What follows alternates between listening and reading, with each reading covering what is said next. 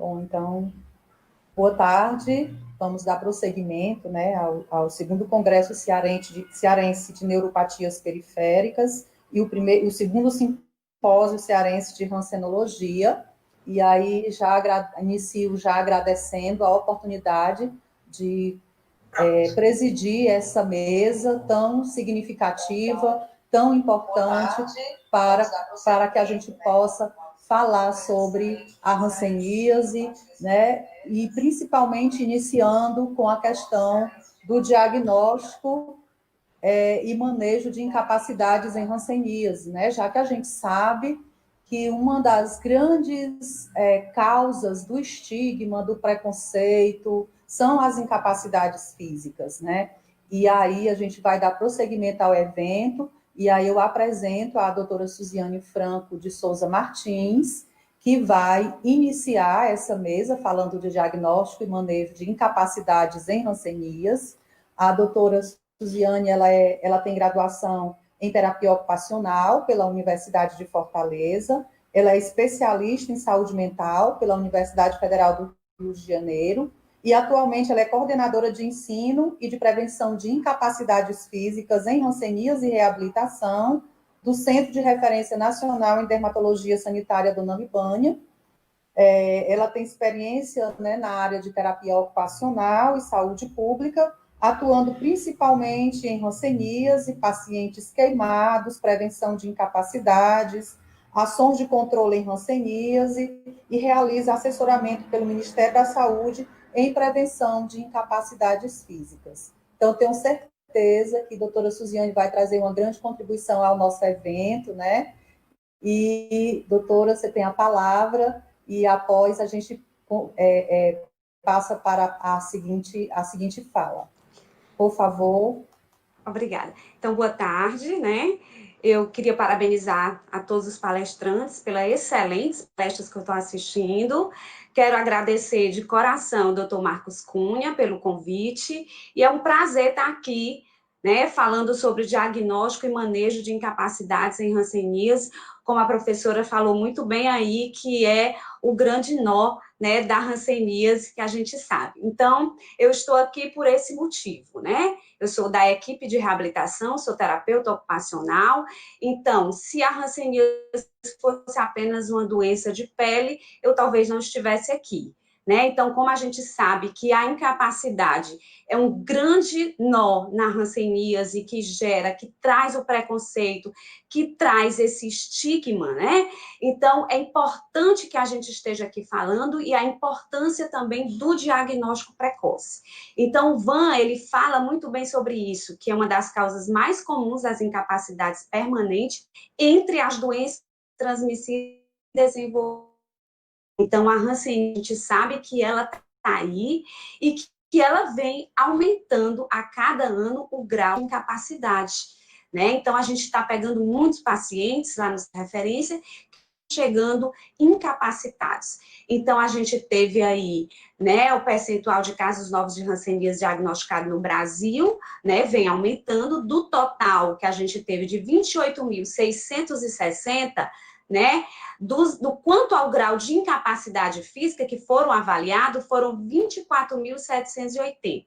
Desses avaliados no diagnóstico, 2.109, né, 8% aproximadamente, tem, né, deformidades visíveis, apresentam ou lagoftalmo, ou garras, ou pé caído, ou mal perfurante. Então, são incapacidades que a gente visualiza, né? E aí, diante desse cenário, o Brasil, né, é classificado como um país de alta carga da doença, ocupando o segundo lugar e só vem perdendo para a Índia. Então, daí a importância da gente, né, realmente avaliar esse paciente lá no centro de referência. A gente tem esse setor, né, onde a gente avalia esse paciente na íntegra, né? E aí, vendo quais são as queixas, a inspeção, a palpação circulação de nervo, a força muscular, a sensibilidade desse paciente, né, na face, nos membros superiores e nos membros inferiores. Mas nunca esquecendo de uma visão generalista, vendo aquele indivíduo como um todo, né, não por partes, né? A avaliação é extremamente importante, mas a mais importante é a gente ver o outro como um ser humano. E aí, a importância do comprometimento neural para que a gente possa contextualizar e entender o que a gente precisa realmente buscar nessa avaliação. Então, a gente está vendo que a função neural ela é comprometida e o nervo é formado por fibras, né? Já foi falado, a gente tem a fibra autonômica, a motora, a sensitiva, a gente sabe que a autonômica causa a questão do ressecamento, a motora tem uma paresia ou uma paralisia na musculatura e a sensitiva uma diminuição ou uma anestesia, que aí são coisas que levam esse paciente a ter esse comprometimento neural, se incapacitar, né, e consequentemente, né, ter sequelas. E aí aqui a gente mostra os nervos que são comprometidos na hanseníase. O ulnar, o tibial, o fibular são os frequentemente mais comprometidos. Por quê? Porque estão na periferia e o bacilo ele tem preferência, né? Porque está numa área fria. E o que é esse comprometimento neural? O que acontece com esse paciente? O espessamento, que é a grande chave, como disse o doutor Diego, achei muito legal. A questão da dor, a palpação, ou a dor espontânea que o paciente chega, ou, na verdade, ele chega sem dor, né? Que a gente chama muitas vezes de neurite silenciosa. E a alteração sensitiva e motora daquela área inervada. E aí, quando fazer essa avaliação, né? No momento do diagnóstico, sempre, a gente precisa saber como é que esse paciente está chegando. Está com diagnóstico tardio? Está com incapacidade? Está apresentando alguma neurite? O que esse paciente tem? Como é que ele está chegando para a gente, né? Inclusive também para a gente preencher o SINAM, né? Que é o protocolo que a gente precisa saber como é que está o grau de incapacidade e esses pacientes como um todo na sua classificação, enfim. Durante o tratamento, os múltiplos e os paus bacilar, tá certo? Em 3 meses, quando não for possível mensalmente, na suspeita e confirmação de reações e neurites, pelo menos a cada 30 dias, né? E quando não há queixas para a gente estar atenta às neurites silenciosas. E na alta, outro dado importantíssimo que eu gostei da colocação do doutor Diego, como é que estamos dando alta aos nossos pacientes? O que é que estamos explicando para ele? Como é que ele está saindo? Com que grau de incapacidade ele está saindo, né? E acompanhamento das reações e neurite após a alta. Outro dado importantíssimo, que a gente tem que estar atenta a essa alta, que o paciente multibacilar, até 5 anos, ele pode ter, né, reações e neurites. E o PAUSE aproximadamente até 3 anos, para que a gente possa estar pensando numa recidiva ou num outro processo, né? E aí, auxilia para quê essa avaliação? Para que a gente está fazendo? Para auxiliar na definição do caso e escolha do esquema terapêutico, né? Muitas vezes ela também norteia. Elucidar os casos de neural primária, juntamente com os exames complementares. Identificar as neurites precocemente para que a gente possa estar realmente, de fato, revertendo essas incapacidades. Monitorar as respostas aos tratamentos medicamentosos, autocuidado, equipe de reabilitação, terapia física, fisioterapia e terapia ocupacional, e os procedimentos cirúrgicos, né, que é a descompressão neural. E sempre importante, gente, todos esses dados é importante que eles são personalizados. As condutas, elas vão justamente ser para cada indivíduo. E aqui a avaliação, de acordo com o Ministério da Saúde, né, que a gente utiliza. Aqui é a avaliação da face, que é importante a gente avaliar. Por quê? Porque a gente sabe que o trigêmeo vai comprometer tanto a parte, né, da diminuição da acessibilidade da córnea e do nariz.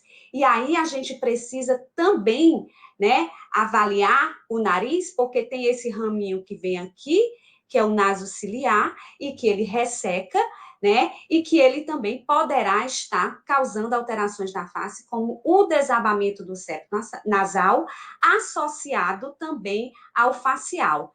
E daí a importância da gente também avaliar os olhos. O que que a gente quer prevenir? Né? Lagoftalmo, triquíase, a questão da própria sensibilidade, da catarata, né? E aí o facial é um nervo misto, né? Então a fibra motora que é comprometida. Então a fibra motora vai causar o quê? Vai causar o lagoftalmo, que é responsável também, inerva a musculatura facial e é responsável pela mímica facial. Então daí a importância da gente sempre estar pensando não só nas mãos e nos pés, mas também na face, né? Porque a gente quer justamente evitar o lagoftalmo aí, como vocês estão vendo, um lagoftalmo inicial de uma jovem, que é lá do nosso centro de referência, um lagoftalmo avançado, né? E aqui um lagoftalmo assim bem assimétrico, né? Que a gente pode ver que é apenas um olho.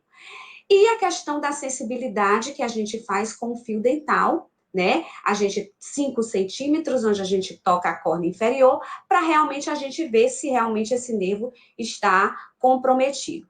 Posteriormente, a gente passa para as mãos, né? Que a gente vai justamente ver o radial, que é a mão caída, a incapacidade, tá? Depois o ulnar, que é um dos nervos mais comprometidos da hanseníase, onde a gente vai justamente observar aquele nerva quarto e quinto dedo, e aqui a questão sensitiva que ele inerva, tá certo? Aonde ele vai justamente prejudicar a parte motora na questão da abdução, tá certo? Na posição intrínseca, abdução do quinto e do segundo, prejudicando as pinças, as preensões, tá certo? E olha aqui, a incapacidade, né, da garra ulnar, a atrofia no primeiro espaço interósseo e a atrofia na região ulnar, tá? Então, diminui tanto a capacidade de preensão quanto de pinça. Então, esse indivíduo, muitas vezes, deixa de trabalhar, arrimo de família e, consequentemente, é um paciente que muitas vezes entra na depressão, se isola, né? Então, segrega realmente por conta dessas incapacidades que vocês podem estar aqui observando, né, do nervo ulnar. E depois a gente pode também ter o comprometimento do nervo mediano, a região palmar, né? Aqui é a parte sensitiva, aqui é toda a inervação, que ele é responsável por colocar o polegar, né, em posição de abdução e o segundo e o terceiro dedo na posição intrínseca, que também vai dar toda essa dificuldade de realizar suas atividades da vida diária e da vida prática, né? E aqui mostrando a incapacidade do mediano e que muitas vezes ele pode ter uma incapacidade mediana ulnar, né? A inspeção, que é extremamente importante a gente observar como é que está a mão desse paciente, tem reabsorção, tem lesão, a garra é rígida, a garra é móvel, há quanto tempo tem essa deformidade, para que a gente possa palpar esse nervo, aqui é mostrando a palpação dos nervos, né? Posteriormente, a gente vem para a graduação de força muscular, que é importante, ela vai de 0 a 5, porque aqui vai conduzir como é que vai ser meu plano de atendimento na reabilitação. Então, é importante que a equipe de reabilitação avalie esse paciente na íntegra e vendo qual é o grau de força muscular que ele tem. Aqui mostrando os nervos que são avaliados, a indução do quinto, do segundo, a posição intrínseca, aquilo ali é tudo um. A estesia, né, como o doutor Heitor já falou, doutor Diego, a importância da estesia bem feita para que a gente possa realmente identificar onde é que aquele paciente está perdendo a sensibilidade. Aqui a interpretação do estesiômetro, é importante aqui a gente tocar que aqui o grau de incapacidade até onde ele sente o lilás é 0 e os pontos vermelhos, né, que são preenchidos, aqui é perda de sensibilidade protetora, não sentiu 300 gramas, é grau 1. Né? Então, é importante a gente identificar, aqui é para a gente ver mais ou menos como se dá esse exame, o monofilamento tem que curvar, aqui são os pontos, aqui é a gente ficando em alerta, uma neurite, perdendo a sensibilidade bem discreta, aqui ele já está com alteração e perda de sensibilidade protetora, e aqui você pode observar que ele já tem uma perda de sensibilidade considerável. E aí a gente precisa estar atenta a esses resultados para que a gente possa estar fazendo esse paralelo com a médica e a equipe de reabilitação para que esse paciente, a gente possa realmente melhorar essa condição, né? Ou então ele conviver de forma com autocuidado nessas incapacidades. Aqui é mostrando para vocês as incapacidades que ele pode adquirir na mão, as garras móveis, rígida, mão caída e ferimentos, né? E aí a gente passa para os membros inferiores. No membro inferior, nós temos a lesão do fibular, que é o pé caído, né? Que é uma das lesões também comuns, porque o bacilo gosta dessa área, né, mais fria do nervo, e aquele paciente que tem a marcha escarvante. E que, se a gente não cuidar, o paciente pode ficar com essa incapacidade. Aqui o tibial, onde ele tem a planta do pé, ele não, muitas vezes, o nervo compromete a sensibilidade da planta do pé, então, mal perfurante plantado o nervo tibial é bem comum, como as garras de artelhos. E aí a gente precisa estar atenta, porque muitas vezes o paciente nem sente um grampo dentro do calçado, um brinquedinho de uma criança, ou até mesmo um inseto, como já foi pego em vários casos no Dona Libânia. E aí, a questão da palpação, nervo fibular, né, bem na cabeça da fíbula, por trás da cabeça da fíbula, e o tibial abaixo do maléolo posterior. Aqui são os músculos que a gente avalia, que são todos do fibular, né? Mostrando aqui para vocês o hálux, a extensão dos artelhos, dorsiflexão e eversão. O que acontece com o pé desse paciente, como vocês estão vendo aqui, uma sequela de pé equino-varo, mal perfurante plantar e as garras de artelho, né? E aí, o que fazer diante desse cenário? Né? Então, a gente viu tudo que pode acontecer com a hanseníase. E agora? Como a gente vai conduzir essa situação? Né? E aí, quando eu pego qualquer achado, né, aqui mostrando para vocês a avaliação, que ela pode ser feita dentro da sala de prevenção de incapacidade, como ela pode ser feita aqui também na enfermagem, que eu coloquei aqui minha amiga Clóvis homenageando, né? E aqui mostrando para vocês uma incapacidade, uma sequela, gente, uma reabsorção de uma criança de 15 anos, né? Eu trouxe esse dado para vocês porque isso aqui me chocou. E que a gente fique atento, porque nós temos muitas crianças adoecendo. O nariz, quando a gente acha o ressecamento, a questão da hidratação com água, evitar o soro, porque vai ressecar mais ainda. Se tem ferimento também, encaminhar esse paciente para o otorrino, se não tem, como a gente trabalha no sistema único, para o clínico, se tem perfuração de septo, orientar, ver se realmente a gente precisa fazer uma rede para que a gente possa estar, né, vendo essa questão da perfuração do septo, que gera tanta deformidade, tanta desfiguração física dos nossos pacientes. E aí, quando a gente acha no olho o lago oftalmo, a questão da lubrificação com colírio, dos exercícios, quando é a lago oftalmo avançado, a gente tem que encaminhar, o uso de proteção, piscar frequentemente, as triquias a gente tem que lubrificar, retirar aquilo que está incomodando e encaminhar para o oftalmologista. O equitrópio, a gente também orienta, né, a lubrificação, a proteção e encaminha também para o oftalmologista que nós temos dentro do nosso centro de referência. E a diminuição de sensibilidade, também a questão da proteção, a inspeção diária, porque pode ter algum cisco, algum corpo estranho, é sempre importante para não ter úlcera de colo. E quando se tem uma diminuição, que você está fazendo a avaliação e observa essa diminuição da acuidade, encaminhar para o oftalmologista. E aqui nas mãos, né, gente? Se a gente vê ressecamento, orienta a hidratação, a lubrificação, tem dor, o repouso, a tala, o setor de fisioterapia com analgesia, a consulta médica, e a gente poderia até colocar aqui, dependendo do tempo e do que ele está usando, a descompressão neural. Alteração sensitiva nas mãos, também a inspeção diária, a adaptação, proteção, consciência de risco. É importante que ele tenha a sua consciência corporal para que ele possa conquistar a consciência de risco e compreender aonde é que realmente está ali, onde é o que é que ele tem, o que é que ele realmente tem que fazer, porque às vezes segura um prato, pega um pastel e queima um dedo.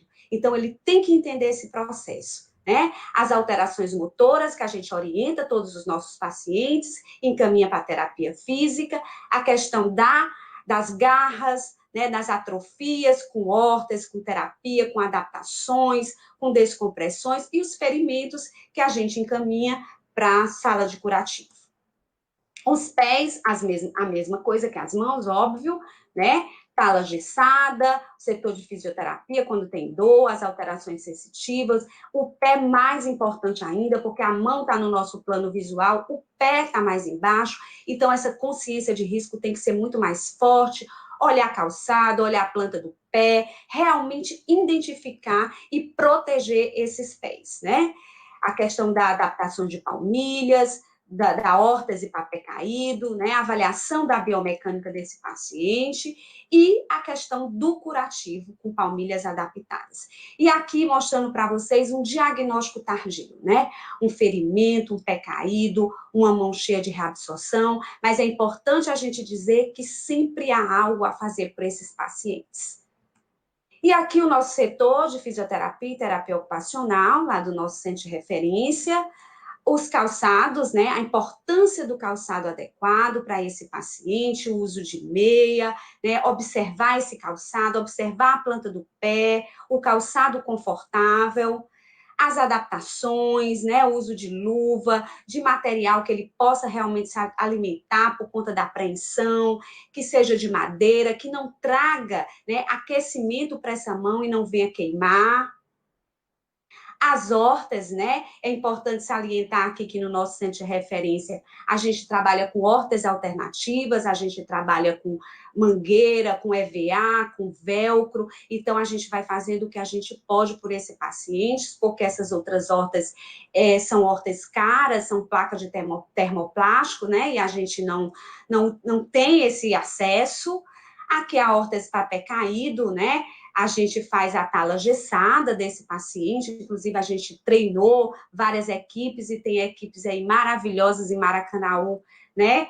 Fazendo aí talas, eu fico morta de feliz. Aqui são algumas hortas que a gente orienta a comprar nos locais onde vendem, nos produtos hospitalares, e aqui era o que a gente fazia anteriormente, né? As hortas de pé caído, e que agora nós estamos sem fazer.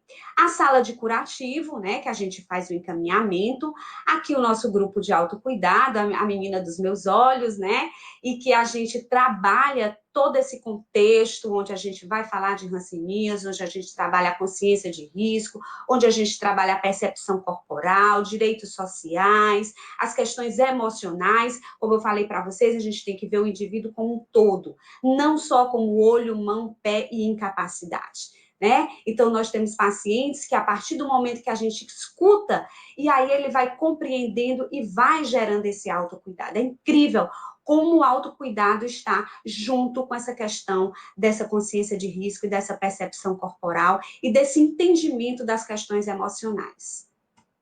Aqui é educação e saúde, né, onde a gente trabalha um pouco, né, nas salas de esperas, onde a gente muitas vezes resgata alguns pacientes que estão com hanseníase, e aí a importância da gente esclarecer de fato o que é a doença, mesmo dentro do centro de referência, onde a mola principal é a hanseníase, mas a gente sempre tem algo, né, a passar, a falar, porque tem outras doenças de pele, e as meninas da enfermagem, né, trabalham muito bem isso lá dentro do centro de referência, né? A questão da descompressão, como o doutor Heitor falou, né? Então, nós também fizemos uma varredura, né? Aproximadamente foram 150 nervos operados, né? E aqui mostrando para vocês. E a dor foi uma das coisas que realmente cessou, a melhora da força muscular e muitas vezes a manutenção, né, da sensibilidade, que a gente sabe que é algo mais complicado e complexo de se resgatar e muitas vezes nem se resgata, né? E aqui o nosso trevo falando de tudo que a gente precisa fazer de prevenção de incapacidade, né? A questão do diagnóstico precoce, do tratamento regular com PQT, a avaliação dos contatos, né? A questão de detectar precocemente essas neurites, né? O processo inflamatório desses nervos, para que a gente realmente possa tratar adequadamente. tanto com autocuidado, como com apoio emocional e o trabalho em educação e saúde. Isso, gente, a gente precisa seguir. E a gente sabe que a gente treina aí no mundo afora, né, falando sobre a prevenção de incapacidades. Essa aula eu dou em 40 horas e eu estou aqui passando para vocês em 20 minutos. Então, eu tentei ser o mais breve possível. Espero que vocês, né, tenham compreendido, entendido. Estou aberta a perguntas. Vou ficar aqui. Foi um prazer estar com vocês. E, mais uma vez, obrigada. A gente aqui agradece, doutora Suziane, pela excelente palestra, né, pela excelente explanação. Falar de prevenção de incapacidade é extremamente significativo. Acho que você mostrou, né, com a sua fala, o quão importante é para o acompanhamento das pessoas acometidas pela hanseníase e, acima de tudo, o acompanhamento após a alta, né? Quando essas pessoas muitas vezes têm uma reação e elas não conseguem identificar, e aí vem uma incapacidade após o tratamento, porque a gente não conseguiu fazer uma orientação adequada. Então, parabéns pela apresentação. A gente se despede agora, porque nós vamos passar para a nossa próxima palestra, mas ao final das 3 palestras, a gente retorna para as perguntas. Ok? Estou disponível. Muito obrigada.